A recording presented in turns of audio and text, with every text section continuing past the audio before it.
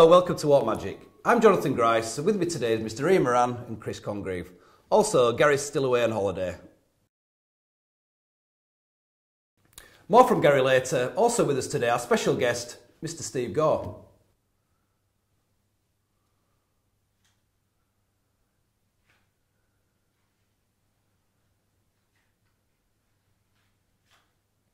So let's look at our first product this week. It's Andy Clockwise's Checkmate.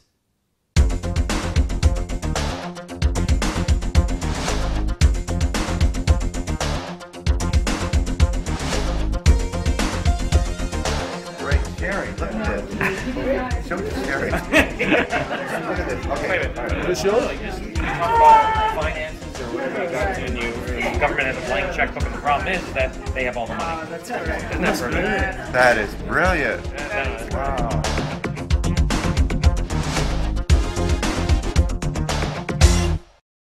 Right, well, guys, what do you think of that then? I think it's really good. I mean, I actually perform this myself when I'm out there working. I think the best way of putting it is it's a magical quickie, if you like, if that makes any sense. It's something that something a lot of people, and I know Gary does this a lot, and I think you do as well. Yeah, I do. It's magic along the way. Yep. If you know what I mean, when you're doing closing bedtime exactly, you do something with a Sharpie, and you might do get somebody to sign a note, and then later do a bill switch or whatever, and then later on you do Sharpie through anything. Well, I mean, I saw you perform that last night. You know, you actually said to me, just watch the reactions of this person. Yeah. I mean, amazing. It is, and again, you do any trick with money, and it's something everybody's interested in. It gets people's attention. I think some magicians I've spoken to about it, and they've said, oh yeah, but it's just like a colouring book with money, but they're kind of missing the point. It actually is a strong piece of magic, as you say. It's money. It gets people's attention. It's money. I mean, absolutely. The one I've got is slightly different from the one that we're going to see Gary perform later. This is the one that I've got, and basically, you start off with a checkbook. And then when you turn it in, you get some £20 notes, but then you also get some euros and some dollar bills. Yeah, you get multi-currency. Mine's like that as well. But the one Gary uses is just £20 notes, which I prefer actually. Yeah, I do as well. Really That's good. what we're going to be supplying. In fact, should we have a look at Gary doing it? Let's see Gary. Yeah. I want to show you the latest checks. They're called e-checks. They're really, really good. Now, I know checkbooks are actually going out of fashion, but these are actually... Imagine now you're in the pub and there's no cash point machine, and I had to give you some money. Well, you go to your bank and you get these, and all you do is you just write down on there your name and how much did it say. I owed you, say, £200. So you write your name on there, you just blow on there, and then you will get the money. So you want £200, then you just tear out £200, and then you're home and dry, you're done. So these are the latest checkbooks. Thank you. Well, no surprises there. That got a great response from the audience. He's slick, isn't he, Gary? You know, I mean, he could make anything look good. Really, yeah, maybe make you look good, Chris. Yeah, not good. He's smooth. A lot of people that I've mentioned this to, a lot of certainly probably beginners are quite worried about using a prop like this because obviously it is gaffed. What would happen if somebody, just a bit, if somebody wanted to took it out of your hands to look at it, you mean? Yeah. I do perform this, and it's never ever been an issue. Nobody's ever asked to look at it, and the thing is what people forget about it, I think, is it's your personal property. Yeah. It's not like a chop cup or something that people haven't seen before, and something that you put down. I mean, it's like putting your hands in your pockets, or something like that. Exactly. You're just not going to do it. It's like the wallet, isn't it? Money's very personal, isn't it? That's just what I was about to say. When you do card in wallet, I very often, when I do card in wallet, is I hand the spectator my wallet and get them to take the card out themselves. And people are often, they're very reluctant to handle it because it's your money. But it's a personal object, a checkbook, and I can honestly, hand on heart, say it has never ever been an issue. It's like when I saw you do it last night. I think it's just sort of a trick in between others where it's a quick thing and then it's just back in your pocket before they have a chance to do it. And you're something else anyway. But it's impressive. A good performance idea that I had for this a while ago was, and I think I said to you about it with something else, is if you're interested in hypnosis, or if the conversation when people say about hypnosis or Darren Brown, a nice presentational idea is say, have you ever been hypnotised?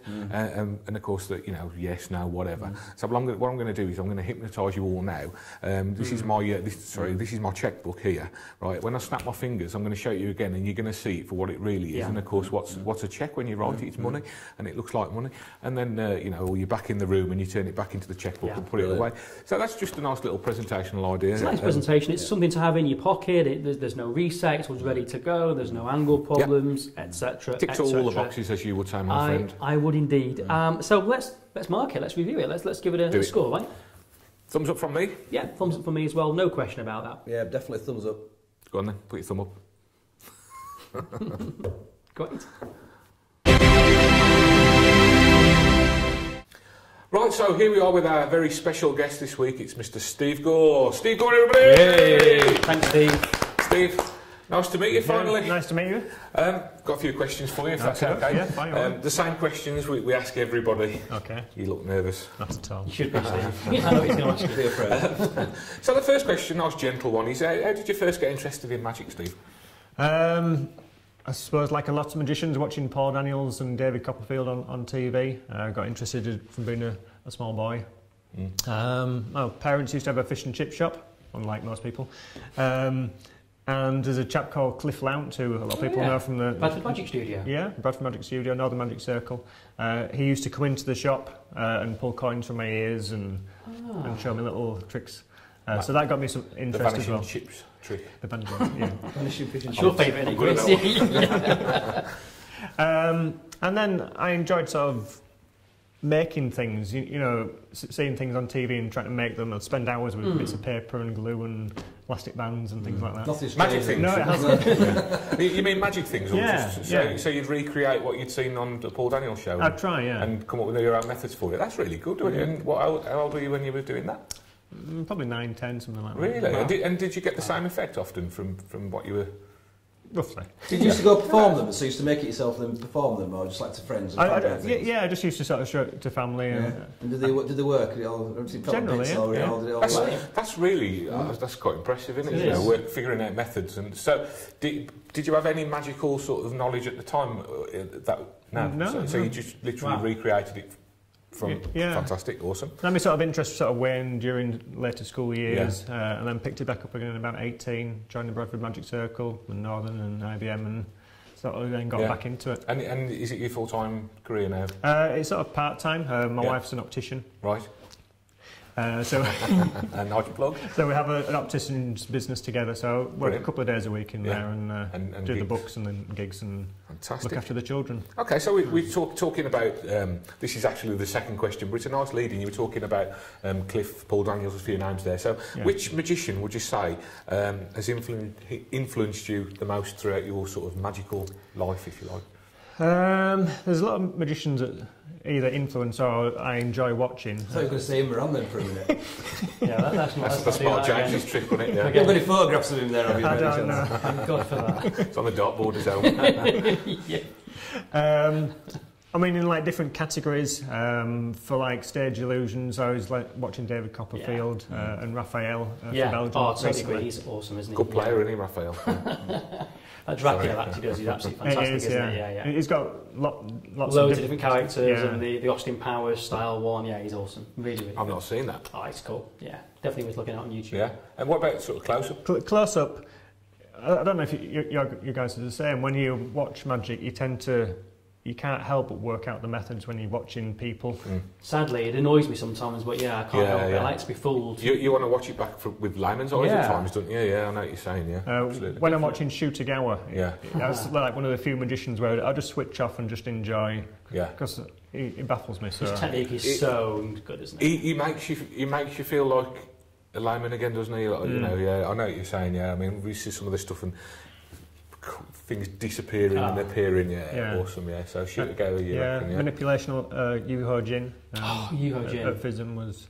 It's one of the best. I mean, that has set the benchmark for manipulation acts. I mean, I was raving about him a few weeks ago, and I've seen him twice now, and he's absolutely incredible. He's Korean, he's Korean, and he's won the Grand Prix. Some of these guys who are coming from the Far East at the moment, they're absolutely amazing, aren't they? They are amazing. I mean, and you know, he's the best of the bunch, you know. But they're all amazing. Yeah. I think someone was saying recently that over there they have like 3 universities that actually do magic as one of their as one of the things you can actually do for a degree. Really? What a cool course to go. Yeah, it'd be great. So, you're full of magicians, though, wouldn't it? Yeah. Yeah, it's good. Yeah. Okay, so Next question then, Steve. What's the most memorable thing that's ever happened to you when you've been performing, or the funniest thing, or you know, any anecdotes you want to share with us? Keep it clean. I always do. If you can. Memorable was probably the first time, because I do a stage magic act with my daughter, Deanna. And she's 7, right? She's 7 now, yeah. 7? Yeah. So how old was she when she did her first show? When she was 2.5 at the No. local club.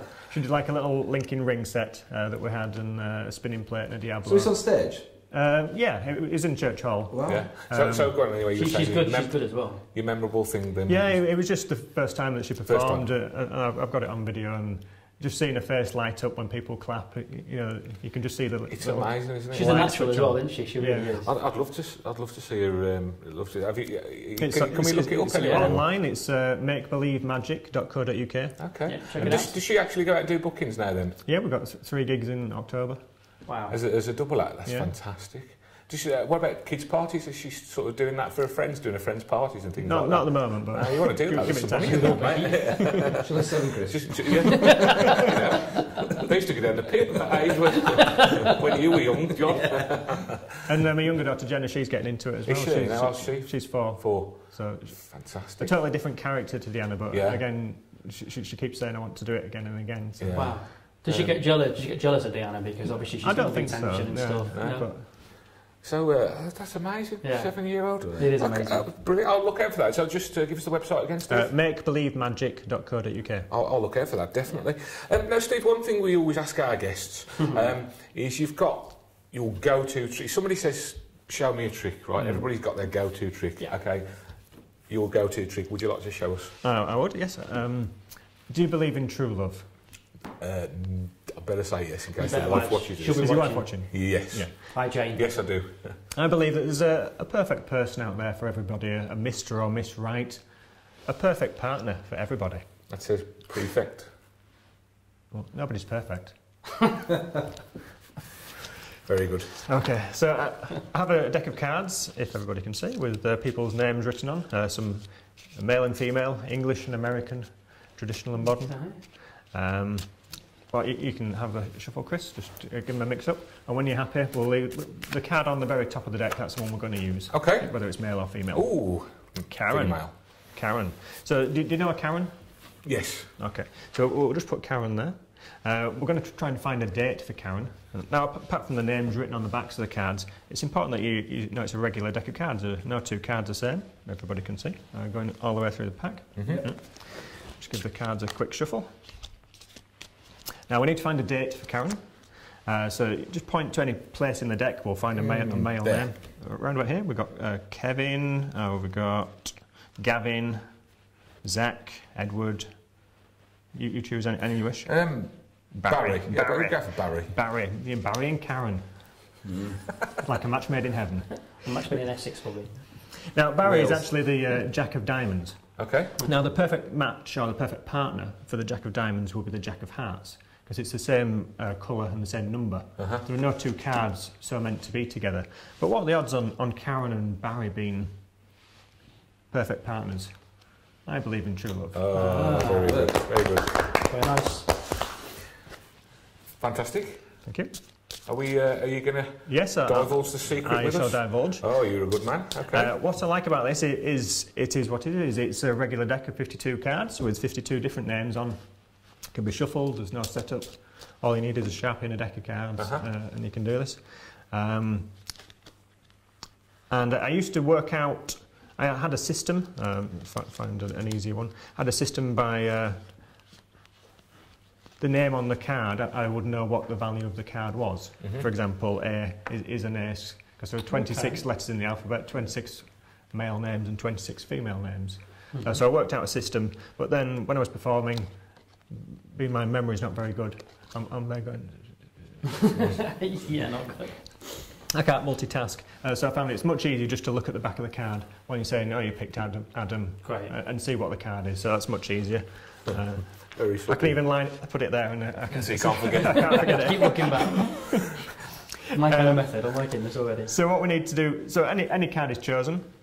We're then looking for the matching card while I'm showing that they're all different. Yeah. I stick my finger underneath it. and then shuffle it to the top. Yeah, or you could cull, I suppose. Oh, you could cull it. Yeah, perfect. So that's now on top. Yeah, so that's the matching card. We look for a female card, Olivia, for example.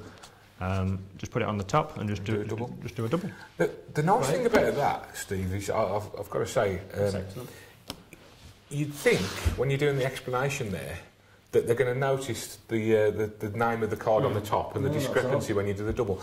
But I'll tell you, what I did was I was looking at all the names as they were going past, and you never even noticed that. Yeah. So that's a really, really nice idea. That's excellent. Well, thanks for sharing that, Steve. That's brilliant. Thanks very much. You're welcome. And the final thing before we're going to get you back to do another review with us, if that's okay. Sure, yeah. But we like to get our guests to tell a joke. Okay, so can you tell us your favourite joke, Steve?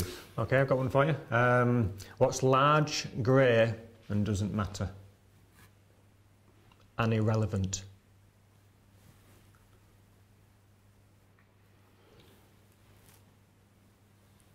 Large, grey. Thanks, Steve. Doesn't matter. Thanks, Steve. You're welcome. Thanks.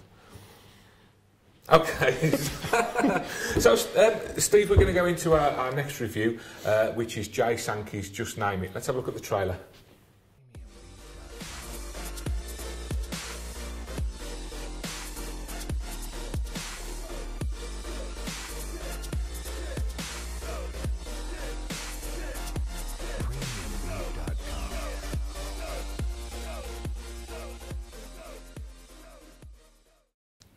Okay, so that was Jay Sankey's Just Name It. Just Name It, yeah. Steve, thoughts? Yeah, I mean, Jay Sankey comes up with a lot of good ideas. Yeah. This is one of them. It's one that I probably had 10 years ago. It's quite an old effect. Yeah. And to be honest, it's in my drawer. It's just something. Will you be getting it out of your drawer after this, Steve? I may well do, yes. It's funny, isn't it? You forget stuff, don't you? Yeah. I find that. You see things and then you see somebody perform it again, you think, oh, why did I not And I don't mean to put on second-hand magic either. No. No, it's... well, I like it, to be honest. It's commercial. It's, it's quite strong. It is a strong trick. I think, Chris, we were talking earlier on about an effect that Jay put out on his DVD, The Secrets of Restaurant and Bars, I think. He did a thing called the Blackpool effect. I prefer that, personally. Yeah, I mean, I can see why there's an extra effect in the Blackpool effect. But I think this version is actually much stronger. I think it's much more fooling, because they basically, as you've seen, they see you take a two of hearts, you write something on it, and later on the card that they name is the one that you've written on the two of hearts. Yeah, I mean, our cameraman, Michael, hi Michael, he watched this performed a couple of times, and he just absolutely fried him, It's a strong trick. Well, shall we have a look at Gary doing it in the real our world? magic veteran. He'll love that. Veteran. What, magic or veteran? I think veteran probably, but let's look at Gary doing it. Here's Gaz. I want to try an experiment in the mind. I'm going to, well, not really the mind. I'm going to try to get someone to choose a card I want them to choose through a bit of suggestion, a bit of psychology. Can I try this with you? Would you mind? No. Yeah. I mean, I could ask you to choose one, but then you might think, oh, the Queen of Hearts is a nice card. I'll go for that one. So we're going to try to get you to go. I'll tell you, but if I'm going to commit myself, I'm going to write a playing card down on the two of hearts. So you don't have to think of a card or anything. In a moment, I'm going to get you to just to touch a card. So I'm just going to see whether or not. Yeah. Do you prefer Mars bars or do you prefer twirl? Mars bars. Oh, I thought so. Right.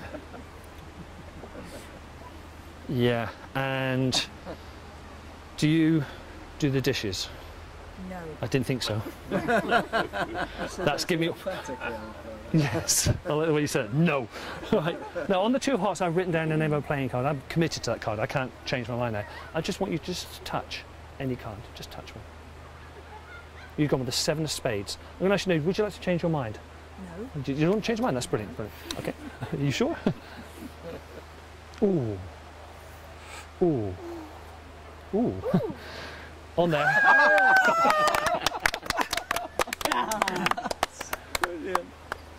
It was the dishes that gave it. The dishes gave it all away.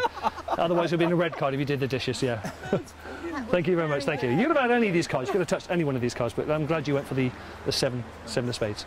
I'm very impressed.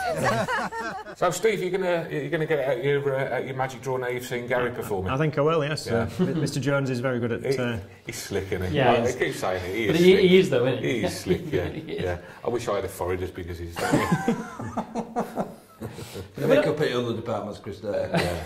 Whenever I see Gary do any trick, I always think, especially with something that I've actually, I've had in my drawer, I think, oh my God, I know. And it's when he fools you with something. Yeah. Anyway, this isn't the Gary Jones Appreciation Society. It should be, but it isn't. Yeah, no, maybe a little bit. Yeah, it is. So we're going to go into a vote. So, Steve, we go for a thumbs up, thumbs down, or on the side if you're not sure. Okay. So what are you going to go with, mate? Can I give it like a 45 kind of? Yeah. You can do In that. between. In between. So not sure.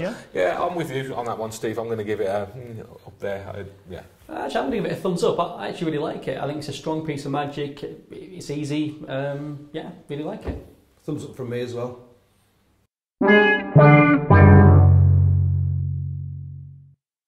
So, Steve, we can't let you go without showing us your brilliant new book test of Visions from Vegas, which is something that I bought, and I really like it. So, if you show it to maybe Chris, because Chris has not seen it. I haven't seen this now. Yeah, certainly. Have you ever been to Las Vegas, Chris? I haven't now. Is it a place you want to go? I'd love to go, yeah. Yeah. I've got a travel book here from Las Vegas. It's got a couple of 100 pages. Some nice little pictures in there somewhere. There. Yeah. Now, it's probably got a couple of 100 pages. I've estimated about 50,000 words. We're going to choose 3 words. Okay. But just to show that everything's above board, I've got a postcard here. We're going to have a trial run, okay? All right. I'll just check the postcard and make sure there's nothing attached to it. Now, if I was to flick through the book and you shout stop, you might think I'm going to stop on a page that I want and not what you want. Mm-hmm. So that's what the postcard's for. Just insert it into any page. Okay. And would you like the right-hand page or the left-hand page? The left-hand page, please. The left-hand page. So we go for the very first word, which, as you can see, is with. Yeah. A long word, the longest word that you can see. What, on the page? Yeah, just anywhere in Okay, there. entertainment. Entertainment. And a number between 1 and 10. 6. So we'd count down 6 lines. 1, 2, 3, 4, 5, 6. And 6 words in.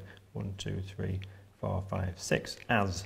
So with, entertainment and as. That's the trial run. But like I say, I'm not going to try and read your mind. I'm going to try and predict your future thoughts. I've got a business card here. I'm going to try and ask you some random questions, get an idea of your character. And then I'm going to write the prediction words Be very careful. on the back of this postcard. So, do you prefer blondes or brunettes? Brunettes. Brunettes, okay. You can't have that one. Do you prefer Lamborghinis or Ferraris? Ferraris. Oh, quite a flash kind of guy, are you? No. No. What colour Ferrari would it be? It's got to be red, isn't it? Got to be. Oh, yes. And do you prefer Turkish delight or a finger of fudge? Be careful to answer this, Chris. Going back to last night. Turkish delight. Oh, quite an exotic gentleman. An exotic flash. Okay. Brunette loving. Driving a red Ferrari. Driving a red Ferrari. I would fit in a red Ferrari. So I've written my Well, prediction I would words have on the to business card. Sorry. I've written my prediction words on the business Okay. card. I'm not going to go near there again. Again, make sure there's nothing written on, attached, and insert it into any page. Any page? Yeah. I'm going to go right towards the back there. Right towards the back. Again, would you like the right-hand page Go or for the the left? right-hand page this time, please, Steve. Certainly. So, the very first word on the page you've selected. Is convention. A long word, the longest word you can see. Okay.